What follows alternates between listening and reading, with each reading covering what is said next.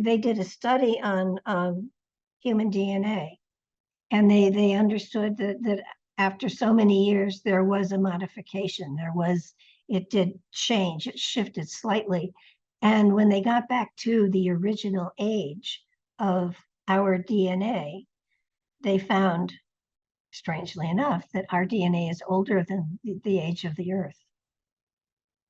So we didn't come from this planet. Yeah, that comes. There was a theory which I was listening to not long ago that you may know about the intergalactic space battle, and we escaped the space battle, landed on Earth, and sort of lost our memory, had amnesia to a certain degree, and then we've had to relearn a lot of uh, sort of things. But I guess when we look back at ancient times, it seems like we've had even more amnesia because they seem to have known a lot more than we know today. Well, if you look, I mean, that's one theory for sure. If you look at Christian O'Brien, he's written a book called The Shining Ones.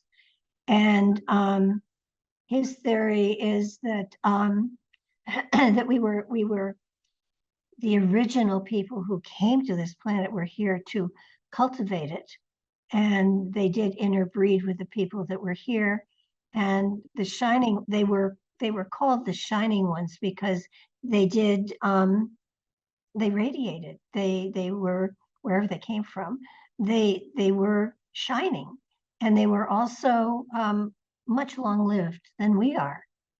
And so their theory is that it's their children that we came from. I think personally, and the O'Brien book is really fascinating.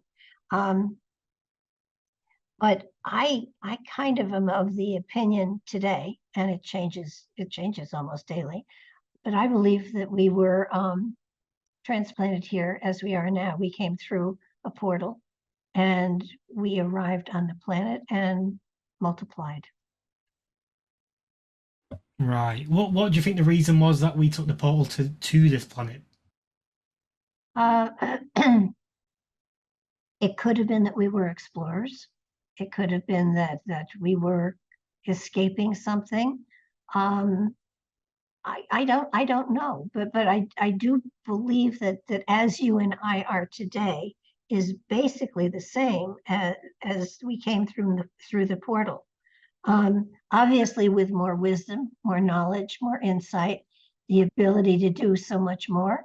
And if you go back to before the flood, to civilizations before the flood, um, it appears that the culture that was here um, was able to do things like anti-gravity stuff that was here. They had different philosophies and different ways of living. And if you'll notice, most of our history only goes back to the flood. You know, the Great Pyramid was built after the flood. The Sphinx was after the flood. I don't believe that. I believe they were pre-flood, and that's why we don't understand them. How long ago do you think we came over through this portal? Probably millions of years ago. If you take the king's list of the Sumerians, it goes back 100 and some thousand or 200 and some thousand years. The history of humanity is exceedingly long, and according to some people like Philip Lindsay, we basically go through different ages, and at the end of the 5 or 8 ages, there's a massive destruction, and then we start all over again, and it's on a spiral. So, I don't think that to calculate in years is appropriate for something as long as the history of mankind or our evolution of our species. You can't do it. I mean, we get sent back to the Stone Age, and then we evolve into an industrial age, and then we have a golden age, and then we screw it up, and a comet hits the planet, or we blow ourselves up, or whatever. But enough of the species survives that we start over again. Do you think we're at that point, well, coming closer towards that point now? Um, it looks like it, doesn't it? Um, no, I don't think so. I think if you look at the ages of man, that we've got a good 17,000 years to go before that massive thing happens. That doesn't mean that we can't come close. That doesn't mean if you look at it biblically, this is not end times. We're destroying ourselves and the planet. This is not end times. This is screw up times for sure. But I mean, nobody is going to. Now, I'll make this statement and someone will prove me wrong, but the Chinese don't want to drop any bombs on us because they want our land. So they're not going to contaminate the land. The Russians want our food supply. So they're not going to drop a bomb on us.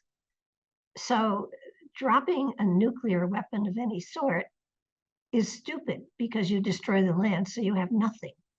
So while we have it, and if you stop and think about it, the US is the only country stupid enough to actually drop one on someone. So it's a worthless weapon because you destroy the land and you can't inhabit it for thousands of years. So what's the point? Yeah, literally, it is pointless to use something like that. Doesn't mean your bomb your bunker bomb things and everything can't destroy a lot. They can, but you can sweep up the rubble and start again. You can plant the fields again. You're not going to in any way. It's the planet people are fighting for, and control of the planet, not the people.